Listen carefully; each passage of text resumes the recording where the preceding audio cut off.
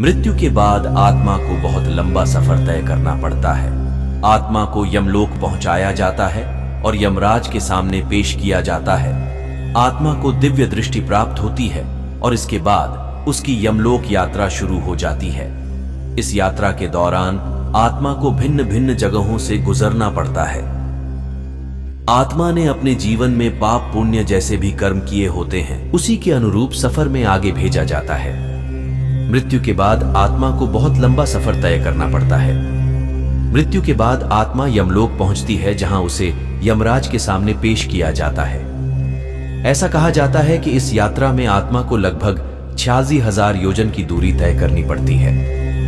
नमस्कार दोस्तों, वीडियो अच्छी लगे तो लाइक और बुद्धजीवी चैनल को सब्सक्राइब जरूर करें। चलते हैं वीडियो की ओर। इसके बाद कर्मों के हिसाब से आत्मा की ये 86,000 योजन की दूरी तय होती है।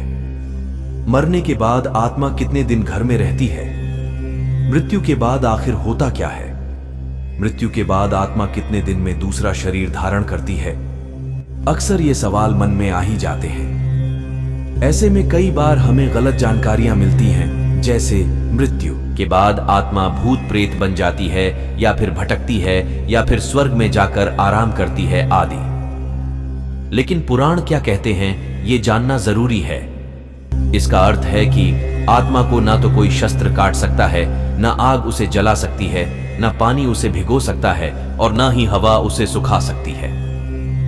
इस श्लोक के अर्थ से ही साफ है कि मनुष्य की मृत्यु आत्मा की मृत्यु नहीं है, सिर्फ शरीर का नाश हुआ है। आत्मा तो अपने सफर पर निकली है। अब सवाल उठता है कि अगर एक शरीर से निकलकर आत्मा अपने सफर पर निकल गई है तो वो जाएगी कहां, और कितने दिन लगेंगे उसे नया शरीर धारण करने में? और क्या ये जरूरी है कि वो नया शरीर धारण करे? क्योंकि अगर ऐसा है तो मोक्ष पिक्चर में कहां आता है? फिर गरुड़ पुराण में उल्लेख मिलता है कि मनुष्य के द्वारा किए गए कर्म ही उसकी आत्मा के सफर को तय करते हैं। आपको ईश्वर ने एक हार्डवेयर दे दिया जिसे शरीर कहते हैं। इसमें सॉफ्टवेयर है आपकी आत्मा। आप इस हार्डवेयर के जरिए जो भी इस सॉफ्टवेयर में फीड कर रहे हैं, वही इस सॉफ्टवेयर की नियति तय करेगा। आप अच्छे कार्य कर रहे हैं तो आत्मा जन्म मृत्यु के बंधनों से मुक्त हो जाए। लेकिन इसमें भी कई नियम हैं, क्योंकि मनुष्य जब तक अपने पूर्व जन्मों के कर्म के बंधन से मुक्त नहीं हो जाता, मोक्ष नहीं मिलता।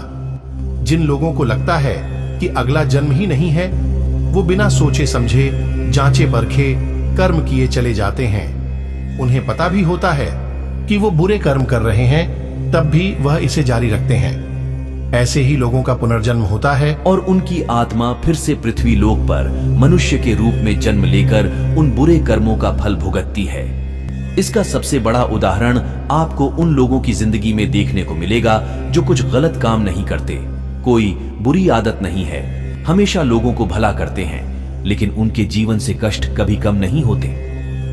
ये उन लोगों के पूर्व जन्मों के कर्म होते हैं जो उन्हें इस जीवन में भुगतने होते हैं।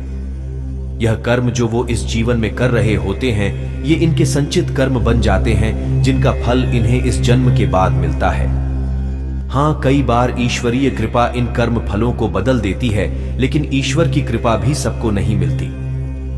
पौराणिक शास्त्रों के मुताबिक पुनर्जन्म मृत्यु के तीसरे दिन से लेकर 40 दिन में होता है, यानी आत्मा इन 40 दिनों के सर्कल से भी गुजर सकती है और मोक्ष प्राप्त भी कर सकती है। अब ये आपके हाथ में है कि आपकी आत्मा को ईश्वर को पाना है या फिर से सांसारिक माया में लौटना है।